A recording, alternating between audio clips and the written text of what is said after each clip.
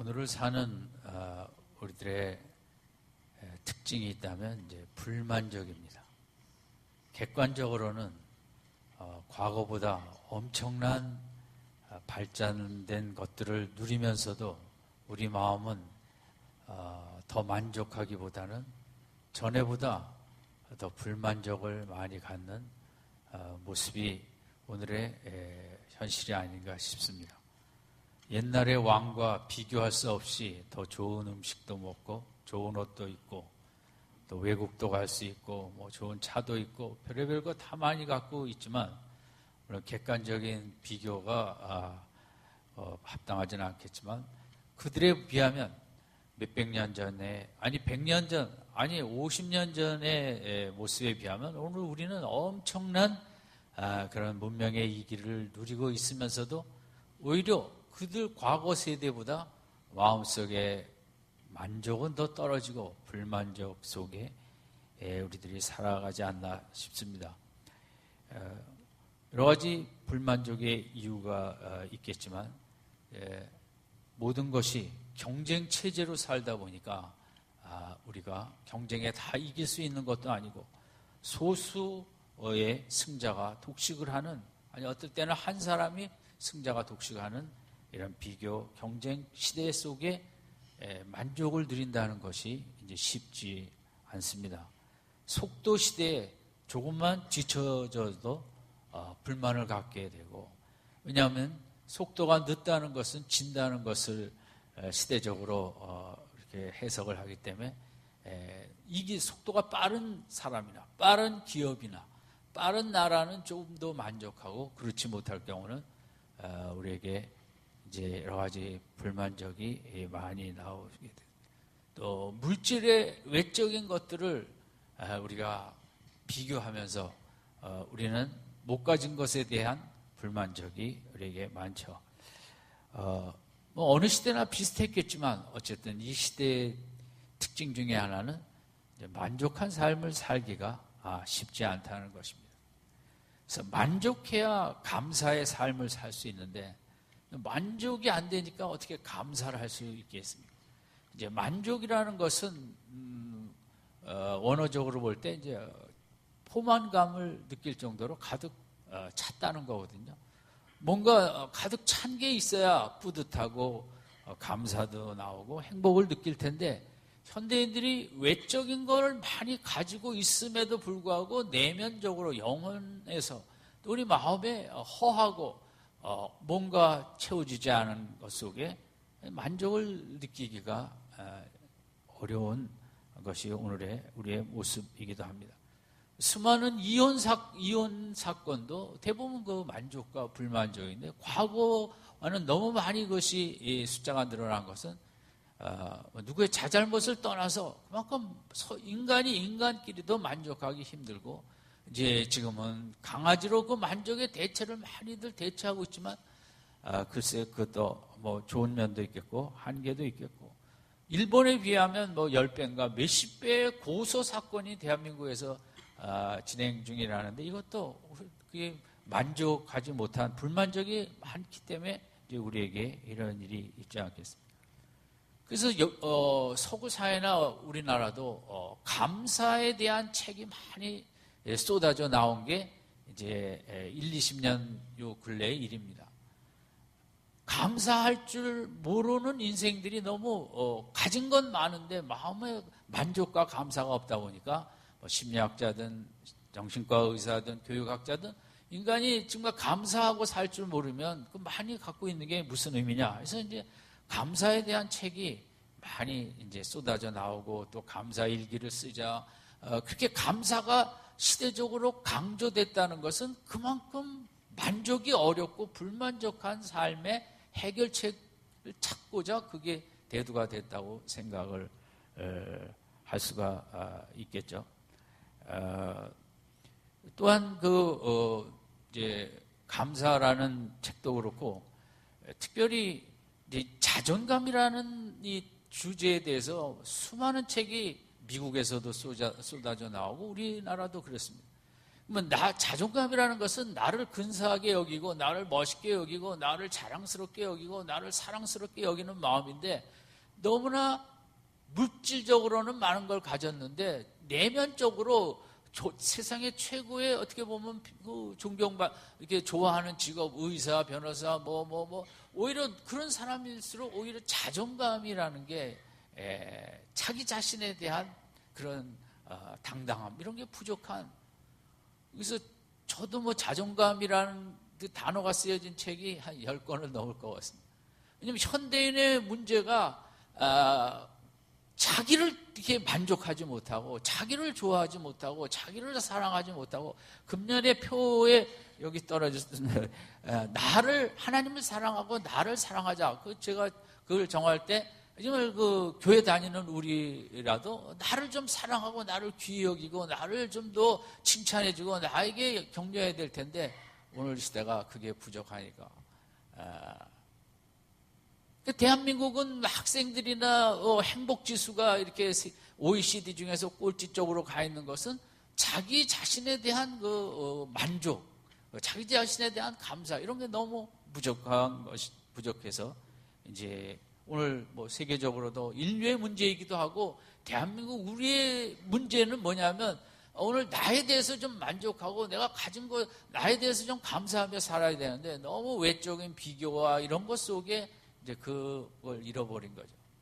제가 금년에 이제 TV에서 그런 모습을 봤어요. 어떤 정신과 의사 선생님이 후드 트럭 같은 걸 하나 사갖고 거기 이제 상담할 수 있도록 안에 간단하게 이렇게 준비해서 시내로 나간 것입니다.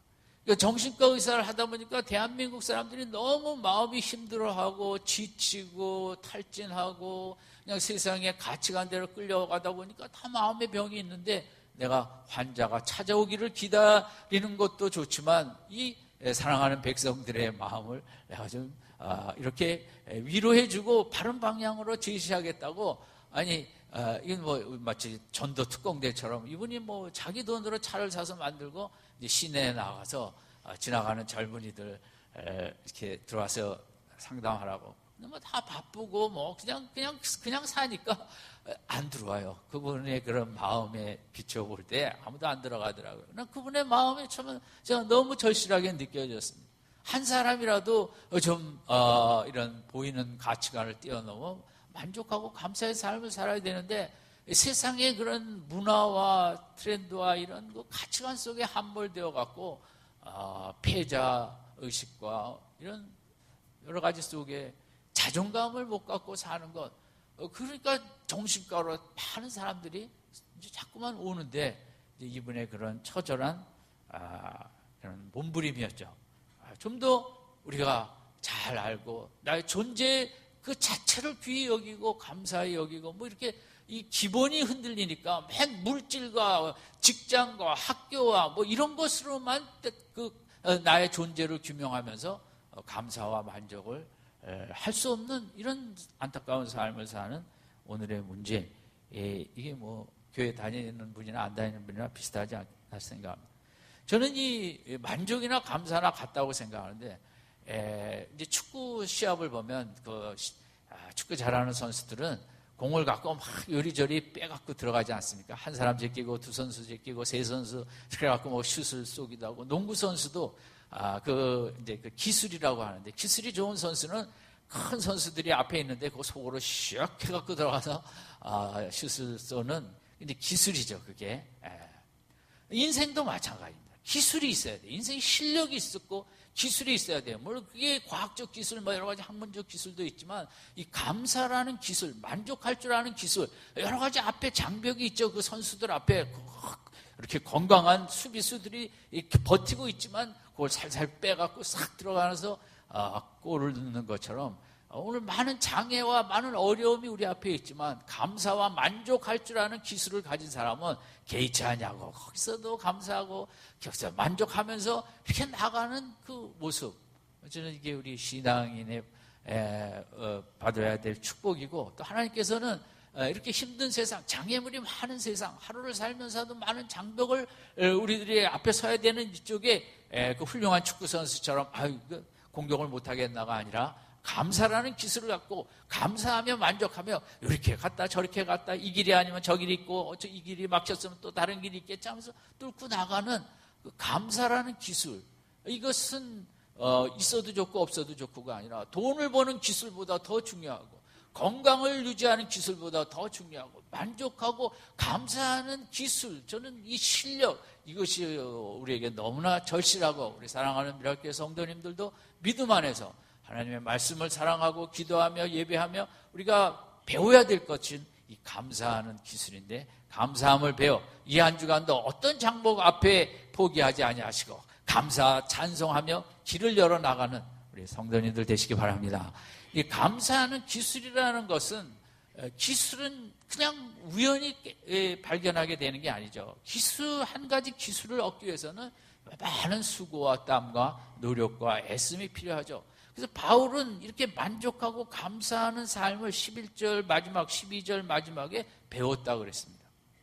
배움을 통해서 신앙생활은 구원받고 그냥 교회 예배드리고 오고 가고 그건 하나의 지극히 큰 적은 일부고, 신앙생활은 진리를 말씀을 깊이 배워가는 게 신앙생활이고, 바울도 뭐 우연히 내가 만족을 배웠다 그러지 않고 그 자신도 그 힘든 많은 여정 속에 말씀 속으로 들어가며 하나님과 기도하며 어떻게 하면 이런 상황 속에 내가 포기하지 않냐고 낙심하지 않냐고 힘있게 나갈 수 있겠습니까? 몸부림치며 그 만족하는 것을 배웠다 그랬거든요. 그럼 신앙생활은 거저 값없이 우리가 구원을 받고 은혜를 얻는 게 끝이 아니라 그걸 받은 다음에 정말 인생을 감사하며 기뻐하며 찬송하며 즐거워하며 소망을 갖고 인내하며 그렇게 살아나가는 것은 하나하나 배워가야 되는 것이지, 그냥 가만 세월이 지나가는 대로 그게 나한테 떨어지는 것은 아닌 것입니다. 세상의 모든 것들이 학문이나 운동선수나 뭐든 다 배우면서 오늘도 금년 겨울에 있을 그 동계올림픽을 위해서 또 하루하루 애쓰고 또 기술을 더 연마하고 또 배우고 바른 자세를 배우고 해서 금메달에 가는 것처럼, 신앙생활이라는 것은 그저 은혜 속에 그냥 아무것도 할 거 없이 나는 가만히 있다 예수 믿고 천국 가는 게 아니라 주 안에서 구원을 받은 자로서 예수님처럼 살기 위해서는 그냥 몸부림치며 말씀을 배우고 하나하나 깨달아가고 체험하고 배움이 중요합니다. 국가에서도 선진 기술을 배우고 선진 정치를 배우고, 배우는 국가가 발전하지 뭐 배우지 않고 맨날 싸움만 하고 뭐 하면 좋은 국가가 될 수 있겠습니다. 이런 금년 안에 한 달밖에 안 남았습니다만은 내 신앙생활을 올해 한 해 되돌아보면서 나는 정말 뭐 말씀을 깊이 들어가려고 배우려고 몸부림친 한 해였냐? 그렇지 아니하면 우리가 결단하고 하나님, 내 신앙생활을 절대 수동적으로 하지 않겠습니다. 적극적으로 배우고 깨닫고 체험하고 배우는 신앙생활 앞으로 힘써 하겠습니다. 아멘. 네, 그래야 이제 신앙이 성장해요. 세상의 모든 성장은 배우지 않고 몸부림치지 않고 되는 성장은 없는 거예요. 바울도 11절에 배웠다는 것은 이제 일반적인 좀 더 보편적인 배움이라면, 12절 마지막에 있는 것은 일체의 비결을 배웠노라. 여기에 이 배웠다는 것은 성경에 딱 한 번 쓰여졌는데 아주 신비한 깨달음을 배웠다는 거예요. 깨달음을 가졌다는 거예요. 신비한 내용을. 그러니까 그런 만족의 비밀을 배웠다는 이 12절 마지막의 이 부분은, 이것도 뭐 자다가 우연히 하나님이 깨닫게 해주셨지 그렇게 생각할 수 없습니다. 그도 도대체 인생이 무엇이며 하나님의 인도하시는 원리는 뭐고 하나님의 통치는 무엇이며, 나는 이렇게 왜 평생, 물론 핍박도 하긴 했지만 그 수많은 세월 동안 바울이 고난과 매맞음과 뭐 먹지 못함과 때로 돌에 맞아 일시적으로 죽기도 하고, 이런 속에 그가 도대체 하나님의 통치 원리는 무엇입니까? 내가 하나님 나라의 백성이 되고 일꾼이 되었는데 내가 도대체 이렇게 힘든 일을 겪어가면서 원망하며 일꾼이 될 수는 없고, 그래도 이 속에서 바른 일꾼이 되기 위해 하나님께 배우려고 몸부림치고 배워서 그 비밀을 깨닫고 배웠다는 거거든요. 오늘 이 아침에도 우리가 바울의 그 만족과 감사의 비밀을 배운 것과 같은, 우리도 그 비밀을 배우는 이 아침이 되시길 바랍니다. 배우고 싶습니까? 네, 배워야 돼요. 배우지 않고 신앙은 아무 힘이 없어요. 알아야 돼요. 바울의 세 가지 각도에서 배운 깨달은 비밀은 첫 번째, 이제 하나님의 통치 원리를 깨달았어요. 신앙생활이라는 것은 하나님 나라의 백성이 된 거거든요. 나라라는 것은 그 나라에 이제 통치 규칙이 있고, 통치 개념이 있고, 통치 이념과 철학과 이런 게 있지 않습니까? 그래서 하나님 나라에서는 하나님의 통치 원리를 잘 알아야 돼요. 지금 정부에서는 이번 정부의 그 통치 이념을 잘 알아야 되겠죠. 그죠? 통치 원리가 못마땅하니까 이민도 가는 거 아니에요. 미국의, 호주의, 카나다의 통치 이념이 원리가 더 좋다. 한국보다. 이런 식으로 나라까지 옮기는 것처럼 우리에게는 우리가 속한 나라의 통치 이념이 너무 중요한 거죠. 바울이 생각한 깨달은 통치 이념이 이제 12절인데 하나님 나라의 통치의 가장 근본 원리라고 할 수 있습니다. 그 나라의, 그 회사의 통치 개념을 알아야 되지 않습니까? 그 가정의 통치, 철학을 알아야 자녀들이 잘 자라나는 거죠. 12절 같이 읽겠습니다. 시작. 내가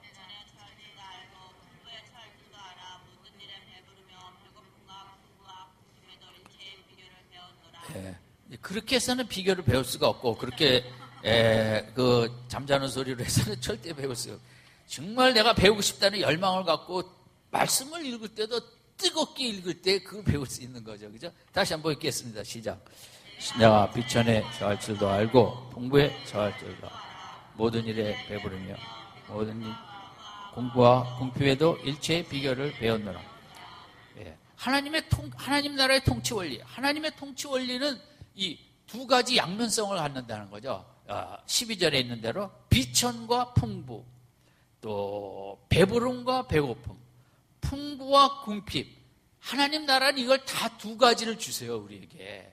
그렇게 통치를 해요. 우리를 구원하신 다음에 예수 믿으면 다 잘 된다더라. 그건 이단이나 해야 될 소리고, 예수 믿은 다음에는 하나님이 우리를 통치하시는데 각자에 맞게. 근데 하나님의 통치 원리에는 우리에게 풍부와 부여와 건강과 이런 것만 주는 게 아니에요. 건강도 주셨다가 연약한 질병도 주시고, 사업이 잘 될 때도 있고, 또 아주 힘들어 고생할 때도 있고, 이 상반된 하나님 통치의 양면성, 업앤다운, 이걸 믿지 않으면 우리 신앙생활을 힘있게 할 수가 없고, 또 이 부분에 바울의 만족은 이 부분이에요. 하나님을, 구약의 하나님, 구약의 모든 그 믿음의 사람들을 볼 때 하나님께서는 푸른 초장에 누이기도 하셨지만, 바울의 다윗의 시편 23편처럼 사망의 음침한 골짜기를 걷게 하신 그 두 가지 원리로 통치를 하신다. 내 인생도 마찬가지다. 그러면 내가 그렇게 사망의 음침한 골짜기를 갈 때 원망하고 낙심하고 실망하고 이럴 것이 아니라, 구약의 인물들을 보니까 오히려 그럴 때 더 하나님을 체험하고, 더 하나님을 깊이 만나고, 영혼이 성장하고, 믿음이 성장하고, 외적으로는 곤고하였지만 대부분 모든 구약의 믿음의 사람들은 좋을 때의 하나님의 통치보다 힘든 하나님의 통치를 통해서 더 깊은 믿음의 사람이 되었더라. 고로 바울은 좋든 환경이든 풍부하든 궁핍하든, 오히려 풍부할 때는 본능적으로 감사할 수 있지만, 궁핍할 때도 이것은 하나님의 나를 향한 귀하신 계획 속에 나를 정말 사랑하시게 주시는 이런 사망의 음침한 골짜기구나. 그거를 기뻐할 줄 알고 그거를 만족하는 확신의 믿음을 가졌다는 거죠, 바울이. 그러니까 바울의 깨달음은 신비한 깨달음이 아니에요. 하나님의 통치에는 양면성이 있다. 우리는 교회 다니면서 그저 잘 되고, 아들, 자식 잘 되고, 잘 되고, 사업 잘 되고, 이거만 구하는 것은 그건 기독교가 아니고, 우리가 구원받은 하나님의 자녀로서는 이 두 가지를 우리에게 주시는데, 제가 어떤 자리에 서든 좋을 때는 교만하지 않냐고, 또 부족할 때는 낙심하지 않냐고, 부족할 때 오히려 하나님이 나를 더 사랑하시는 그것을 사인으로 여기고 감사하고 만족하고 찬양하고 기뻐하며 믿음 생활을 하게 하옵소서. 이게 이제 바울이 깨달은 비밀이고, 그래서 바울은 빌립보 감옥에서도 그 매맞은 날 밤에 하나님의 통치의 원리를 알기 때문에 하나님이 이렇게 매맞게 하는 날도 있다. 그러나 개의치 않냐고, 하나님 또 뜻이 계시겠지 하고 찬성을 했던 것은, 그것은 하나님의 통치에 대해서 추워도 의심하지 않고 낙심하지 않냐고, 내가 힘들다고 하나님이 날 사랑하지 않나 보다, 이런 생각은 안 하는 거예요. 그런 욥의 1장 2절처럼 하나님은 주시기도 하고 거두어가시기도 하시는 그것에 확신이 있어야만이 우리가 만족과 감사의 삶을 살 수 있고, 또 하나님은 이제 그것을 너무 기뻐하시고 너무 좋아하시죠. 바울이 삼층천을 가봤다 그랬어요. 책 많이 읽어서 간 게 아니에요. 기도 많이 해서 간 게 아니에요. 그가 전도하다가 사람들에게 내쳐갖고 돌에 맞아 죽으라고 돌을 던졌을 때 돌에 맞고 일시적으로 그가 정신을 잃었어요. 그 사람들은 바울이 죽었다고 끌어냈어요, 성 밖으로. 그런데 학자들의 얘기는 바울의 삼층천의 체험은 바로 그때, 그 돌에 맞아 의식을 잃었을 그때 하나님께서 삼층천을 체험하게 하신다. 우리의 그 기독교입니다. 우리가 그렇게 곤고할 때 우리가 하늘의 더 깊은 영광을, 그 사도 요한이 그렇게 곤고할 때 계시록의 위대한 영광의 환상을 보게 하시듯이, 여러분 우리가 정말 하나님을 깊이 바라보고 하나님을 깊이 만나고 하나님의 은혜와 영광을 체험할 때는 돈을 잘 벌 때보다, 건강할 때보다, 힘들고 연약할 때, 또 병원에 누워있을 때, 저도 모처럼 병원에 좀 누워있어 봤습니다만 참 좋은 때다. 가능하면 자주 오면 좋겠는데 원치는 아니하지만 그 누워있을 때 정말 하나님이 더 깊이 보이고 창조주가 보이고, 인생이 어디서 어디로 가는지, 인생이 얼마나 나약한지, 하나 끊어지면 가는 인생인데 그 여러 그 환자들 왔다 갔다 신음소리를 들으면서 거기서 진짜 인생의 그 티와 끌과 같아요. 하나님이 얼마나 이 인생을 사랑하시면 천국을 마련했겠는가. 천국이 보이는 것은 내가 건강할 때 뛰어다니면서 보이지 않습니다. 병원에 누워갖고 인생이 이렇게 쓰러지는구나, 가는구나, 그런 속에 그 하나님의 은총의 천국이 보이듯이, 바울은 하나님의 통치 원리에 대해서 확신을 가졌기 때문에 항상 만족하고 감사할 수 있었던 것처럼 우리도 그런 믿음이 있길 바랍니다. 물론 하루아침에 되기는 어렵겠죠. 요즘 가정마다 가정의 통치 이념이 있죠. 그런데 이제 우리가 하나님의 통치를 다 좋아하진 않죠. 다 한순간에 바울이 되겠습니까? 근데 가정에서도 이제 특별히 이제 엄마가 요즘은 이제 아이들을 양육하니까 엄마의 통치에 따라 학점이 나오는데, 이제 A 학점은 뭐냐 하면 길거리 지나가다가 우연히 만났을 때 아이가 엄마하고 뛰어가서 안기면 그 엄마는 A 학점이라는 것입니다. 그러면 그 다음에는 이제 엄마를 만났어요. 네, 안기지 않고 안녕하세요 엄마. 그럼 몇 학점일까요? B 학점이에요. 인사를 하니까. C 학점은 뭐냐면, 엄마 여기 왜 왔어? 절대 인사가 아닙니다. 재수없이 만났다는 뭐하러 여기까지 왔어? 어딜 돌아다니고 있어?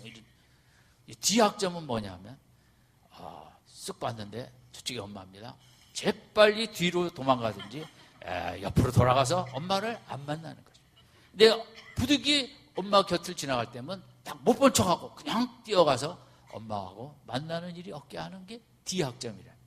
여러분 엄마로서 몇 학점이십니까?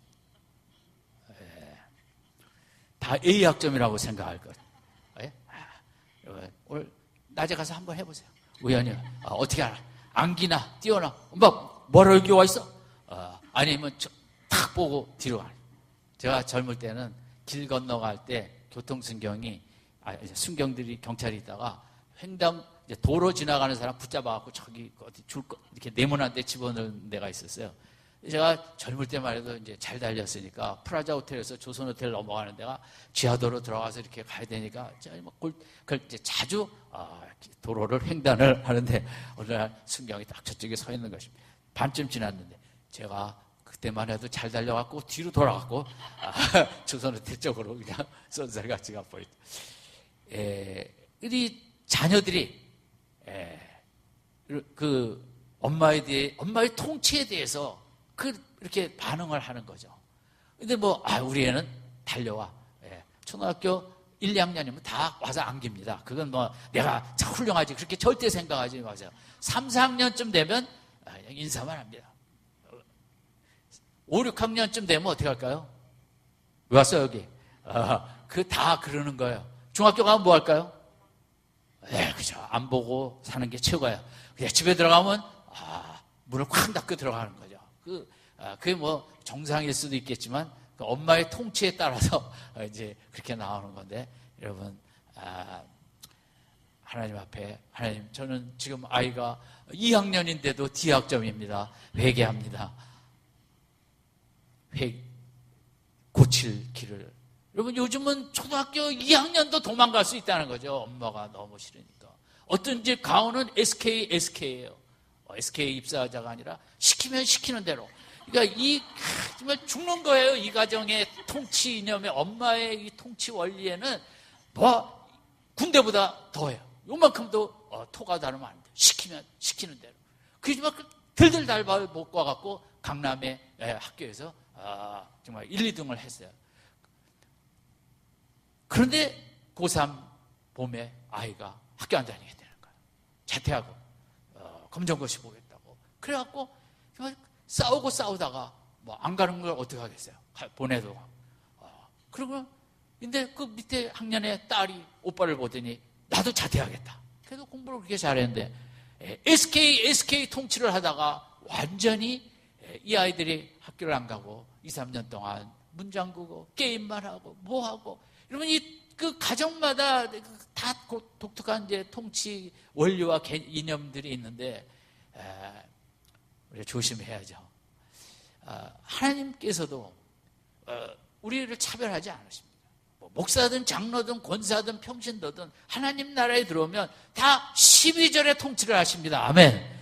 여기에 대해서 우리가 싫으면 그냥 예수 안 믿으면 되는 것이고, 내가 예수 안에 들어와서 하나님은 12절을 통해서 궁극적으로 내 외적인 것보다도 영혼의 성장, 영혼의 건강, 내면적인 성장, 정말 예수 그리스도를 담는 모습을 위해서 하나님의 통치는 12절의 양면성을 이렇게 수시로, 때로는 더 어떻게 보면 힘든 시간을 길게도 하고, 이 통치 원리를 우리가 바울처럼 수용해야만, 하나님 다 뜻이 계시지, 이렇게 힘들 때는 바울처럼 삼층천을 보여주시지 하는 이 하나님의 통치 원리에 대해서 우리가 마음문을 열고 받아들일 때 사망의 음침한 골짜기를 갈지라도 우리 속에 바울이 이 감사와 만족이 나의 만족과 감사가 되어질 줄로 믿습니다. 두 번째 하나님의 통치 원리는 13절인데 같이 읽겠습니다. 시작. 내게 능력 주시는 자 안에서 내가 모든 것을 하리. 이것은 현재 하나님의 통치의 원리입니다. 바울은 현재 아주 힘든 시간들, 바울의 당시 로마 감옥에서 전도했던 여러 교회들은 아무 바울에게 후원을 하지 않았습니다. 그래서 감옥에 있으면 이것저것 필요할 텐데 빌립보 교회만 후원금을 보내왔는데 당시에는 또 그것도 끊어졌어요. 그러니까 바울이 아마 당시적으로 세상에서 가장 어떻게 보면 하나님 앞에도 불만족스러울 수 있는 그런 시간들이었어요. 노후에 이렇게 죽도록 하나님 일을 해갖고 외롭고 힘든 로마 감옥의 마지막 때에 또 사랑하는 교회들도 다 바울과 연결이 끊어지고 빌립보 교회에서도 뭔가를 이렇게 늦어지고 없을 때, 그때 이제 바울이 그러나 나는 자족하는 걸 배웠다, 만족하는 걸 배웠다, 나는 개의치 않다, 나는 오히려 더 감사가 충만하다. 그것이 13절에 현재, 이 13절은 순간순간, 현재라는 순간순간에 하나님은 나에게 그 힘을 주신다는 거죠. 나에게 능력을 주시기 때문에 나는 이런 환경에서도 모든 걸 다 감당할 수 있다. 마치 병원에 있을 때 링게루에서 뚝뚝 그가 떨어지듯이 필요한 것들이 바울은 순간순간 하나님의 나라의 통치 원리는 우리가 더 힘들고 어려울 때 그 하나님의 능력이, 하나님의 소망이, 하나님의 기쁨이, 하나님의 은총이 뚝뚝 링게루에서 떨어지는 것처럼 그런 것을 내가 지금 체험하고 있다. 하나님은 절대 자녀들이 힘들 때 멀리서 구용하시는 분이 아니라 오히려 디모데후서 4장에 주께서 내 곁에 서서 지금 계신다 그랬거든요. 너무 외롭고 힘들 때 내 곁에 서서 힘을 주시는 것처럼 순간순간 우리에게 필요한 사랑과 은총과 소망과 인내와 기쁨과 환희와 뭐 이런 것을 주신다. 그러면 이게 이제 하나님 나라의 두 번째 통치 원리입니다. 하나님 나라의 첫 번째 통치 원리는 12절에 차별 없이 다 주세요. 우리의 영혼의 아름다운 예수 그리스도의 형상을 담기 위해서. 그러나 그 힘든 시간에 13절에는 하나님의 통치의 두 번째 원리는 순간순간 우리에게 힘을 주십니다. 여러분 이 한 주간도 순간순간 하나님을 바라보세요. 일하다가도 바라보시고 생각하세요. 하나님께서 순간순간 능력을 공급해 주셔서 이 한 주간에 달려갈 길도 은혜 가운데 잘 달려가게 될 줄로 믿습니다. 바울의 가시가 그런 거거든요. 여러분 사람이 아프면요 정말 신경질밖에 나는 게 없어요. 짜증이 나죠. 낙심이 되죠. 속상하죠. 아프면 일단 그 의식 세계가 부정적인 쪽으로 가게 되는 거예요. 바울이 고린도서 12장에 사탄의 가시가 힘들게 할 때 여러분도 많이 아프셨을 테니까 사람이 통증이 심하면 그 감사 찬양이라는 게 나오기가 어렵죠. 근데 바울은 그때 내 은혜가 족하노라 그 은혜를 체험하며 그 기도의 응답은 받지 못했지만 이겨나갔다고 했거든요. 그러니까 하나님께서는 한쪽에 그 가슴, 마음속에, 몸속에 통증이 있는데 하나님께서는 그 통증을 이길 수 있는 은혜를, 기쁨을, 사랑을, 소망을 계속 공급해 주신 거예요. 그것이 통증보다 컸다는 거죠. 바울의 경우는. 내 은혜가 내게 족하다. 우리가 인생 살아가면서 마음이 힘들 때, 육체가 힘들 때 그 고통이 있죠. 그러나 오늘 13절에 있는 대로 능력 주시는 자, 하나님은 능력을 주시고 고린도후서 12장처럼 하나님은 그 은혜를 깨닫고 체험하게 함으로써 우리의 아픔과 통증보다 배나 주셔서 넉넉히 이기고 나아가도록 13절의 역사를 허락해 주실 줄로 믿습니다. 그래서 내가 지금 능력이 쏟아지고 있는데 내가 못 감당할 게 뭐냐 이겁니다. 13절은 내가 능력 주시는 자 안에서 산을 옮기겠다는 얘기는 아니에요. 이것은 내게 지금 능력을 주시고 있기 때문에 내가 어떤 것도 다 감당할 수 있다는 거죠. 다 만족한다는 거죠. 그런 열악한 상황 속에서도 주님의 사랑이 지금 공급되고 있기 때문에 소망과 능력이 공급되기 있기 때문에 나는 다 만족한다는 거죠. 바울이니까 이럴 수도 있겠지만 우리 신앙의 목표와 모델이죠. 전설에 의하면 이제 디모데가 바울의 감옥 마지막 때 어떤 더 많은 지체 높은 사람이 바울을 꼭 한번 만나고 싶다고 그래서 이제 감옥에 갔대요. 어렵게.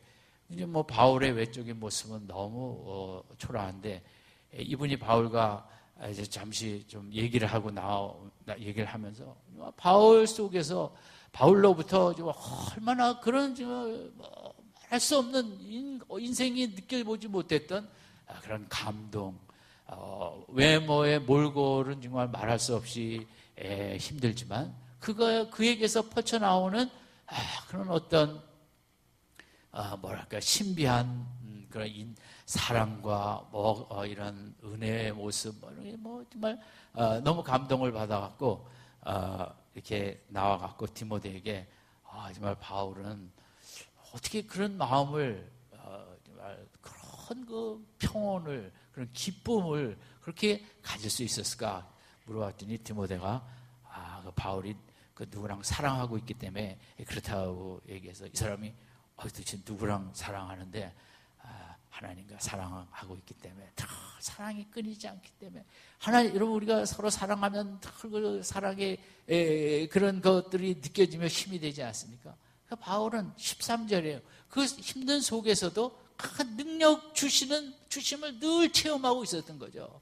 여러분, 우리가 의식을 못해서 그렇지. 이 한 주간도 우리가 생각을 못하든 하든 하나님은 우리에게 늘 사랑과 능력과 은총을 링게르에서 똑똑 떨어지는 것처럼 우리에게 공급해 주실 줄로 믿습니다. 감당할 수 있도록, 이겨낼 수 있도록. 내 힘으로는 이겨낼 수 없지만 바울이 인간적으로 뭐 그거 어떻게 이겨낼 수 있겠어요? 계속 능력이 들어오니까, 계속 사랑이 내 속에 떨어지고 있으니까, 계속 하늘의 그 영광이, 하늘의 그 소망이 막 떨어지고 있으니까 그는 만족하고 감사할 수 있었던 거죠. 세 번째로는 본문은 아니지만 로마서 8장 28절, 우리가 잘 아는 대로 우리가 알거니와 하나님을 사랑하는 자 곧 그의 뜻대로 부르심을 입은 자들에게는 모든 것이 합력하여 선을 이루신다. 하나님의 미래의 통치 원리에 대한 확신이 있었어요, 바울은. 이게 있어야 만족과 감사가 되는 거예요. 지금 힘든 걸 겪고 있는 것뿐만 아니라 시편 23편 마지막에 원수의 목전에서 상을 베푸시고 영원토록 그 축복해 주실 그 확신을 가졌듯이, 바울이 말한 거는 이런 하나님의 통치 원리에는 믿음으로 나아가면 끝내 합력하여 선을 이루신다. 끝내 요셉이 믿음으로 이기고 하나님의 능력으로 감옥 생활을 감당하고 나갔다 한순간에 이렇게 높은 자리에 올라간 것처럼, 하나님의 미래의 통치는 택한 백성에게 고생만 주느냐, 12절의 양면 속에 힘들게만 하느냐, 13절의 현재의 힘만 주시느냐, 아니죠. 미래에도 합력하여 선을 이루실 영광의 통치를 하시는 분이 하나님이시라는 거거든요. 우리가 믿음으로 나아갈 때 때가 되면 상상할 수 없었던 그런 영광들이 우리 앞에 나타날 줄로 믿습니다. 추수감사절은 우리가 아는 대로 이제 청교도들이 와서 그들이 처음 했죠. 첫 해에 그들은 정말 먹을 게 없어갖고 그 호박이 너무 많아갖고, 아침에도 호박, 점심에도 호박, 저녁에도 호박. 스님은 너무 호박을 감사했다는 거죠. 미국 호박도 크기도 하고 그냥 땅이 좋아서 그냥 어떻게 잘 자라기도 하고. 저도 저희 교회 주차장에 뭐 그냥 호박이 그냥 이렇게 저렇게 아무도 안 갖고 가요. 전도사나 갖고 가다 국 끓여 먹고 뭐 이러고. 그런데 이 추수감사절을 국경일로 정한 건 11월 마지막 주에 엊그제죠. 목요일 날이 이제 미국은 추수감사절 놀아갖고 이제 금요일도 쉬고, 이번 주가 이제 그들은 이제 그거 하지 않습니까? 근데 이제 링컨이 추수감사절을 1863년에 국경일로 지정을 했어요. 근데 1863년을 제가 찾아봤어요. 도대체 그 해에 무슨 그렇게 기쁜 일이 있어갖고 그 추수감사절을 나라가 지키자. 근데 그때는 1860년에서 1865년까지 남북전쟁을 하던 중간 지점이에요.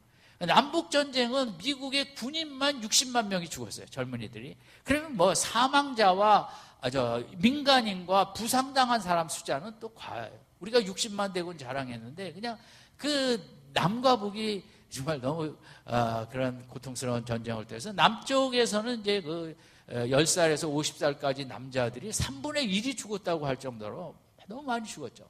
1863년은 그 남북전쟁 중간기라 너무 암울하고, 도대체 북쪽이 이길 것인지 남쪽이 이길 것인지 뭐 정말 앞을 내다볼 수 없는 수많은, 전쟁 한 번 했다 하면 뭐 2만 명, 3만 명이 뭐 한꺼번에 죽어나가는 이런 속에 뭐가 감사할 게 있었고, 뭐가 정말 어두운 것밖에 없고, 최고의 절망 속에서 링컨 대통령이 추수감사절을 국경일로 선포한 거예요. 우리 세상 사람들이 볼 때 이성적으로는 도무지 납득이 안 가죠. 그런 절망과 전쟁과 포탄과 죽어가는 신음소리와 모든 내 자식 젊은 용사들이 그렇게 60만 명이나 죽어가는데 무슨 추수감사절이냐. 전 제 생각에는 그 링컨의 믿음이었다고 생각합니다.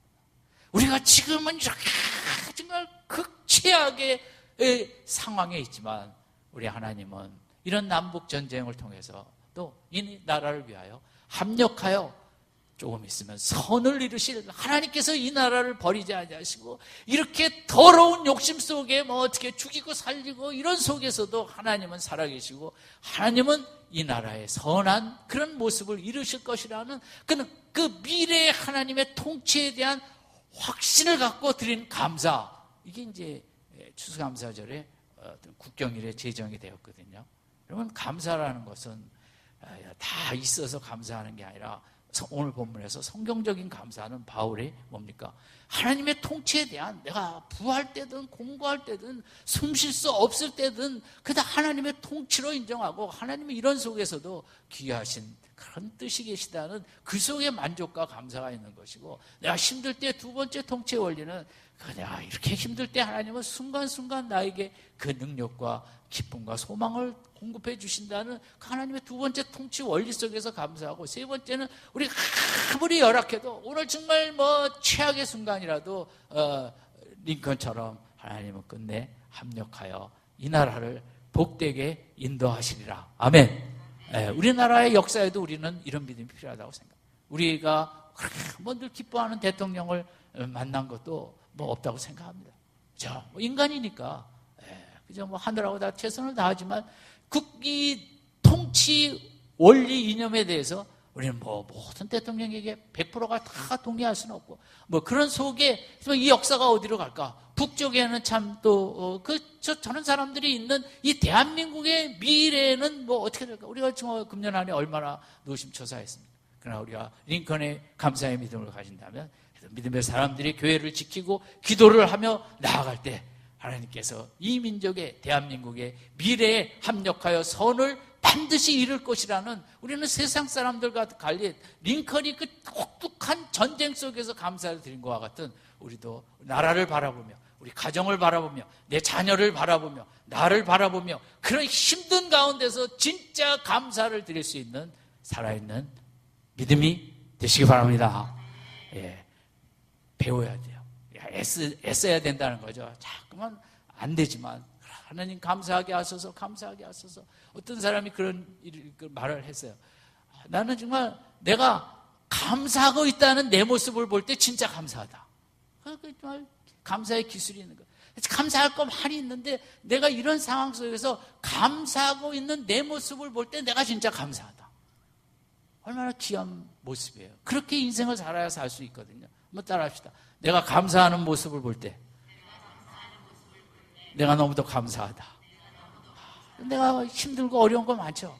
그런데도 감사하는 내 모습이 너무 대견스럽고 감사한 거예요. 아무쪼록 축구 선수 드리블 잘해갖고 골 넣는 선수처럼 감사의 기술을 믿음적으로, 성경적으로 바울에게서 배워서 이 한 주간도 감사와 기쁨으로 인생의 길을 힘있게 헤쳐나가시는, 승리하시는 성도님들 되시기를 주님의 이름으로 축원드립니다.